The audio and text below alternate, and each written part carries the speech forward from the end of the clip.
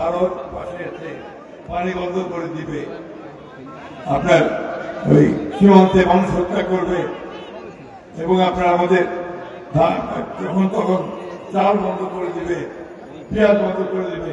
এই বড় দাদাগিরি আমরা আর দেখতে চাই।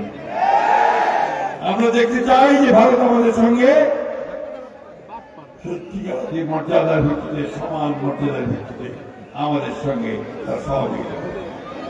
অন্যথায় ভারত কখনোই বাংলাদেশের মানুষকে বন্ধু হিসাবে পাবে না।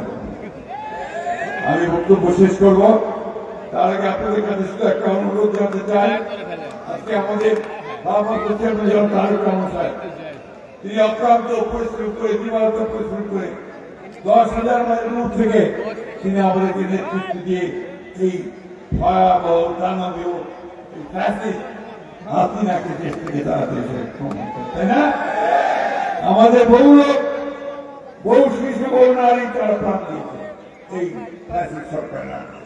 বিশেষ করে 24 জুলাই, মার্চের থেকে আমি জুলাই যুদ্ধ করি, সে যুদ্ধে আমাদের প্রায় 2,000 শিশু, নারী আমাদের শহীদ হয়েছে।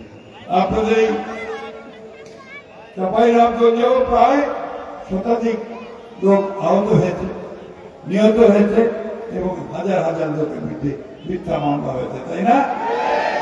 আপনাদের বিরুদ্ধে অনেক মামলা ছিল না? গোটা বাংলাদেশে 60 লক্ষ মানুষের বিরুদ্ধে মামলা, 20,000 লোককে হত্যা করেছিল, 1700 মানুষকে তারা গুম করে দিয়েছিল। ইলিয়াস আলী সহ আপনাদের এলাকাতে অনেকে গুম হয়ে গেছে। এই ভয়াবহ অবস্থা থেকে আবার ফেরত চাই। ওরা আবার দিল্লিতে বসে হাসিনা বিবি সেই হুকুম দিচ্ছে, মারো, উড়াও, পুরাও, বাড়িঘর জ্বালিয়ে দাও। ওই হাসিনাকে কেন আপনারা এই দেশে ফেরত আসতে দেবেন? তার বিরুদ্ধে হত্যা মামলা শুরু হয়েছে, রায় হবে সতর্কতা।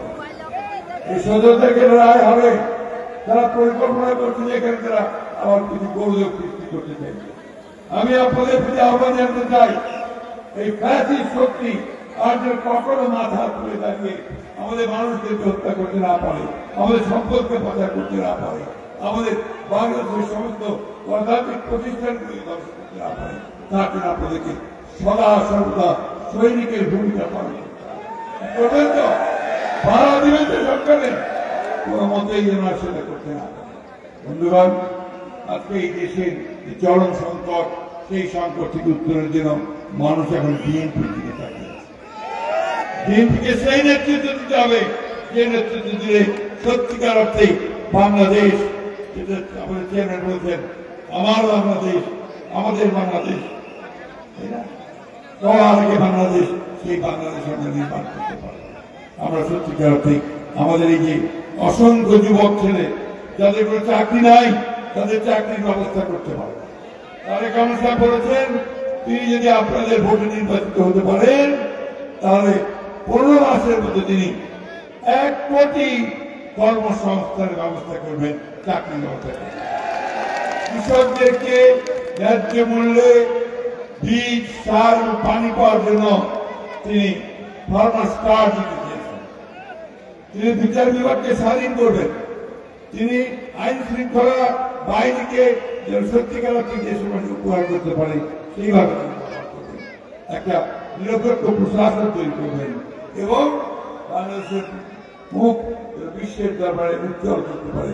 শহীদ জিয়া যেমন করেছিলেন, যেটাকে শেখ মুজিবের আমলে বলা হয়েছিল বটমলেস বাস্কেট তলাবিলগুলি, আমাদের নেতা শহীদ জিয়া রহমান সেটাকে একটা সমৃদ্ধি বাংলাদেশে করতে পেরেছিল।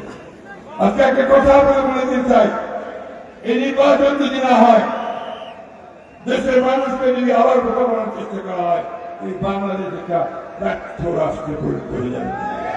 তাই আমাদেরকে এই নির্বাচন যেন অনুষ্ঠিত হয়, সবাই মিলে এই নির্বাচনে ভোট দিয়ে ইনশাআল্লাহ আমরা আবার ধানের শীষকে এখানে জয়যুক্ত করবো। বন্ধুগণ, জিয়া রহমানের মার্কা কি? জিয়া রহমানের মার্কা কি? খালেদা জিয়ার মার্কা কি? তারেক রহমানের মার্কা কি? হারুন ভাইয়ের মার্কা কি? আমাদের সালেম ভাইয়ের মার্কা কি? আমিনুল আব্দুল ভাইয়ের মার্কা কি, মিনু ভাইয়ের মার্কা কি, মিলন ভাইয়ের মার্কা কি, শরীফ ভাইয়ের মার্কা কি,